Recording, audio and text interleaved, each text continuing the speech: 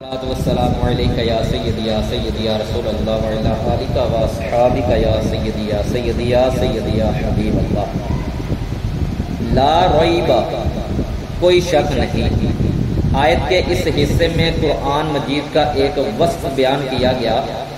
کہ یہ ایسی بلند شان اور عظمت و شرف والی کتاب ہے جس میں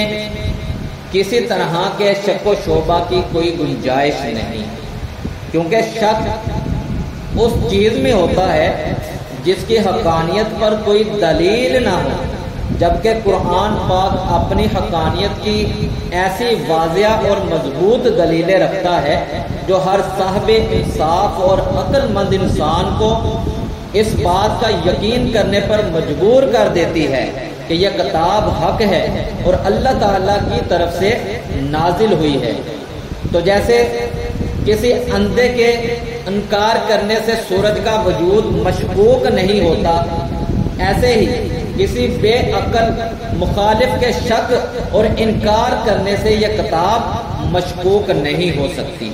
ہدی للمتقین، ڈرنے والوں کے لیے ہدایت ہے۔ آیت کے اس حصے میں قرآن مجید کا ایک اور وصف بیان کیا گیا کہ یہ کتاب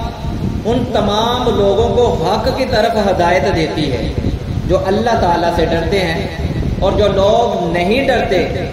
انہیں قرآن پاک سے ہدایت حاصل نہیں ہوتی۔ یاد رہے کہ قرآن پاک کی ہدایت و رہنمائی اگرچہ مومن اور کافر ہر شخص کے لیے عام ہے، جیسا کہ سورہ بقرہ کی آیت نمبر 185 میں اللہ تعالیٰ نے ارشاد فرمایا ہدی للناس، یعنی قرآن مجید تمام لوگوں کے لیے ہدایت ہے، لیکن چونکہ قرآن مجید سے حقیقی نفع صرف متقی لوگ حاصل کرتے ہیں، اس لیے یہاں ہدی للمتقین یعنی متقین کے لیے ہدایت فرمایا گیا۔ تقویٰ کا معنی ہے نفس کو خوف کی چیز سے بچانا، اور شریعت کی اصطلاح میں تقویٰ کا معنی یہ ہے کہ نفس کو ہر اس کام سے بچانا جسے کرنے یا نہ کرنے سے کوئی شخص عذاب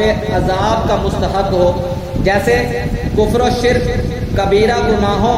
بے حیائی کے کاموں سے اپنے آپ کو بچانا، حرام چیزوں کو چھوڑ دینا اور فرائض کو ادا کرنا وغیرہ۔ بزرگان دین نے یوں بھی فرمایا ہے کہ تقویٰ یہ ہے کہ تیرا خدا تجھے وہاں نہ پائے جہاں اس نے منع فرمایا۔